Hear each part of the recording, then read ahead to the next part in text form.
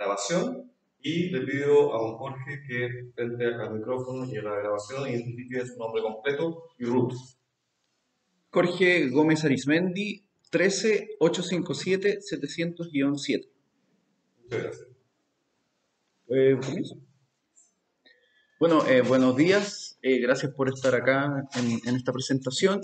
El tema del cual yo voy a hablar es el desafío de unir gobernabilidad y representatividad en la actual democracia y cuál es el rol de los partidos políticos en ese contexto. Bueno, mi nombre es Jorge Gómez Arizmendi, soy magíster en Ciencia Política e investigador senior de la Fundación para el Progreso. Fundación para el Progreso es un centro de estudios liberal, independiente y sin fines de lucro y busca impulsar un cambio cultural que impulse un progreso que permita mayor desarrollo y el despliegue de los talentos y los proyectos de vida de las personas, siempre manteniendo el respeto a la dignidad de los demás. Es un poco el leitmotiv de la fundación.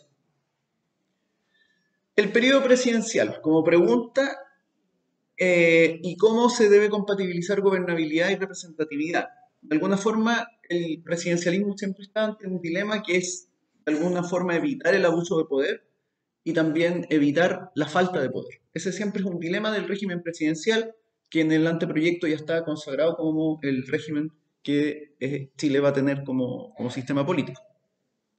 ¿Cuáles son los elementos que a mi parecer hay que considerar respecto a la gobernabilidad y representatividad en el presidencialismo como un sistema político? Primero, siempre el presidencialismo tiene una doble soberanía, es decir, siempre se produce una mayoría dividida, ¿cierto? El presidente es electo bajo una vía plebiscitaria, pero además hay un poder legislativo que es el Congreso, en este caso con un Senado y una Cámara de Diputados, que también tiene una representatividad y es electo también por el pueblo. Por lo tanto, como plantea Juan Lins, siempre se produce la mayoría dividida en el sistema presidencial. No voy a entrar en el detalle con la diferencia con el sistema parlamentario, pero además el sistema presidencial en la actualidad en Chile se enfrenta a otro fenómeno que es el multipartidismo, es decir, no tenemos un sistema de dos partidos, no hay un sistema de partidos acotados, sino que hay múltiples partidos, por lo tanto eso genera varios desafíos a la gobernabilidad del sistema presidencial. ¿Cuáles son los riesgos que enfrenta un régimen presidencial con multipartidismo, cierto? Primero, un poder legislativo fragmentado, es decir, una imposibilidad de coaliciones o de disciplinas partidarias que hacen muy difícil la acción tanto del gobierno en términos de gobernabilidad como también complejizan la relación del gobierno eh, en el fondo, con el Congreso. Y además se puede producir el riesgo de tener presidentes sin apoyo legislativo, es decir, un poder ejecutivo sin capacidad de gobernar y además con un férreo ámbito opositor desde el Congreso, incluido muchas veces sus propios partidos. Es un fenómeno que, por ejemplo, el caso de Perú es quizás el más ejemplar en ese sentido. Este computador, ¿qué es? Eh, ¿Qué pasa hoy día en Chile en términos de gobernabilidad y representación? Primero hay que hacerse la pregunta cuánto está incidiendo la duración del periodo presidencial en la conducta de los actores políticos hoy día, en la relación entre el Congreso y el poder presidencial. Y en segundo lugar hay que hacerse la pregunta cuánto incide la reelección no consecutiva del presidente en la conducta de los actores políticos en el sistema presidencial en los últimos años. Uno puede más o menos ver cómo ha sido el proceso desde 2006 en adelante, que más bien hay una dinámica que genera más ingobernabilidad que gobernabilidad.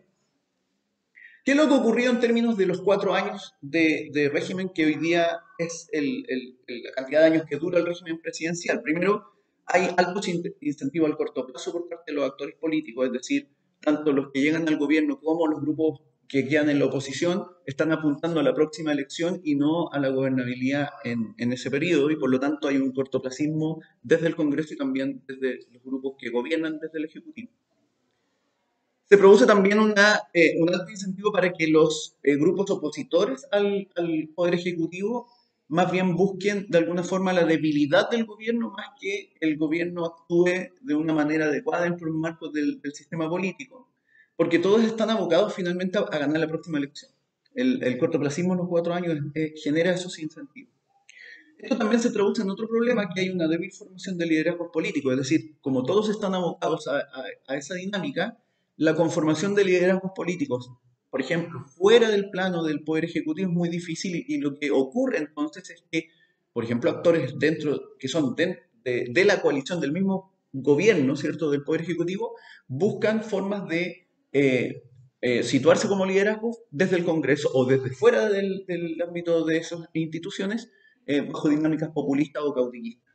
Yo tengo que mostrarme en términos políticos para sobresalir porque obviamente necesito también tener alguna figuración en el espectro.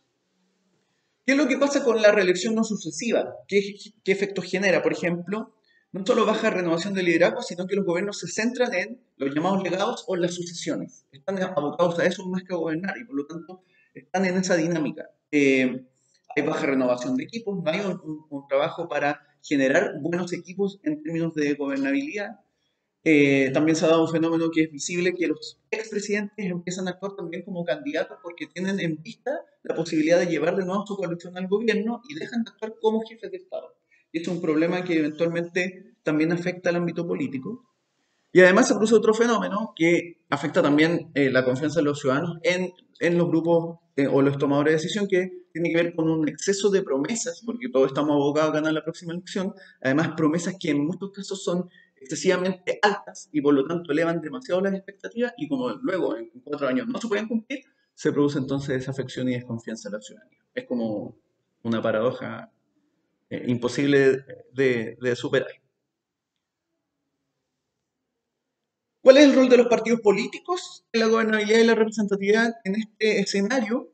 Primero, los partidos políticos están desafiados en términos de generar liderazgos institucionales y no solo favorecer la conformación de jefes partidarios o caudillismo en su lógica interna. Y ese es un desafío que tienen los partidos políticos hoy día. Y aquí obviamente yo no voy a dar el consejo de cómo resolverlo, pero es un desafío que está ahí. Además, hay otro punto que tiene que ver con cómo los propios partidos políticos elevan las exigencias para configurar a sus propios candidatos. Es decir, ahí hay un desafío pendiente a nivel de los partidos. Y también hay un tema a nivel de diseño institucional, que esto no tiene que ver tanto con el anteproyecto, sino más bien con la ley de partidos políticos del sistema electoral, que tiene que ver con los niveles de exigencia para conformar partidos. ¿Por qué? Porque un presidencialismo con múltiples partidos que crecen de manera más bien inorgánica es más bien un sistema que empieza a fallar. Por lo tanto, es recomendable tener partidos que tengan una alta exigencia para irse configurando. ¿Cuánto debe durar entonces, como pregunta, el periodo presidencial para complementar gobernabilidad y representatividad bajo este anteproyecto hoy día? Y acá, en el fondo, lo que se propone es cambiar el artículo 93 en su inciso segundo, el que dice que hoy día el presidente, ¿cierto?, dura 4 años, ¿cierto? Lo que se plantea es que se establezca que el presidente de la República durará en el ejercicio de sus funciones por el término de 6 años, sin reelección inmediata ni consecutiva. Eso es lo que se propone. Y además se propone incluir un inciso que impida establecer por vía legal o reforma constitucional la reelección indefinida en cualquier caso. Eso es importante establecerlo porque no existe el derecho humano a ser reelecto y además muchas veces en los sistemas presidenciales está el incentivo de los gobernantes a torcer la institucionalidad para una reelección, ya sea indefinida o inmediata, para darle continuidad a sus gobiernos. Así que esa es como la propuesta, esencialmente. Muchas gracias.